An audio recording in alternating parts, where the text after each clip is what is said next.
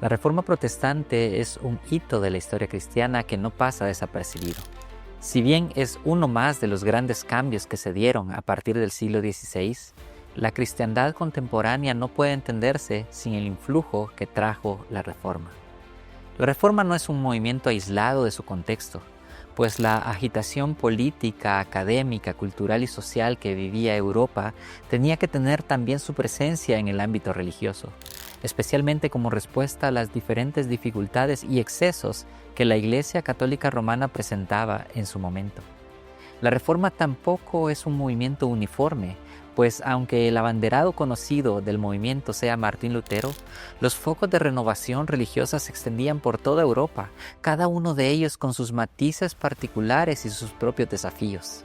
En el tiempo de la Reforma, América Latina vivía sus propios periplos históricos y religiosos. A pesar de ello, las huellas de renovación también se experimentaron en el nuevo continente. En un primer momento, la Reforma se experimentó en América en al menos dos maneras.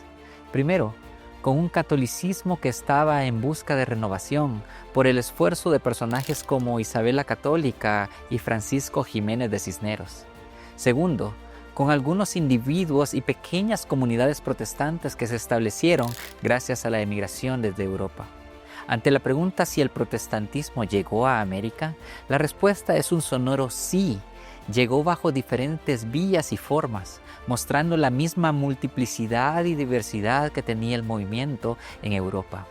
Sin embargo, el crecimiento de los movimientos asociados a la Reforma en América Latina tuvo que esperar hasta la ola de misioneros que llegaron desde Estados Unidos y otras latitudes en el siglo XIX.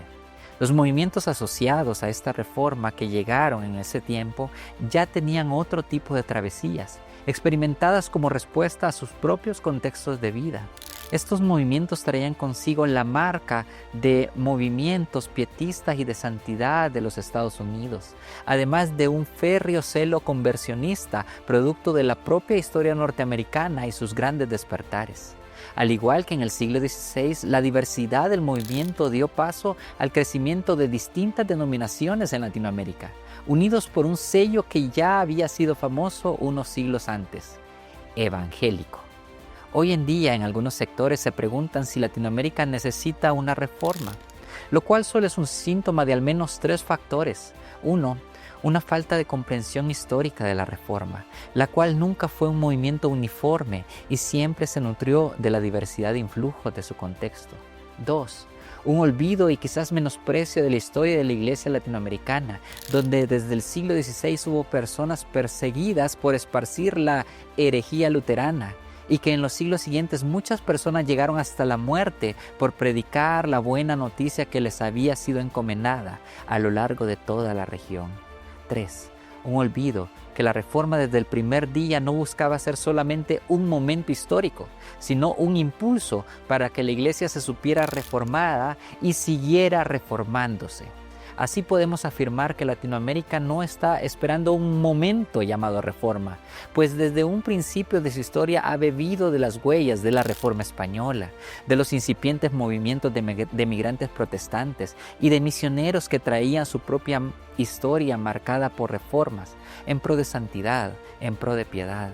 Latinoamérica no está esperando un momento que se llame reforma, pues sabe que desde sus entrañas han salido vientos de renovación y de reforma hacia el entendimiento de un evangelio que es integral, que es capaz de unir la historia de los grandes despertares norteamericanos con los clamores y las heridas de los pueblos latinoamericanos.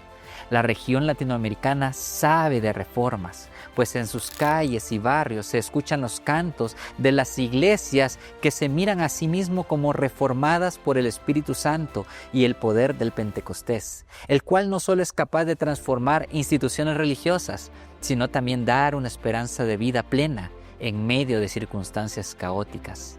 Latinoamérica sabe de reformas, pues es testimonio vivo de una iglesia que es reformada y que seguirá siempre reformándose.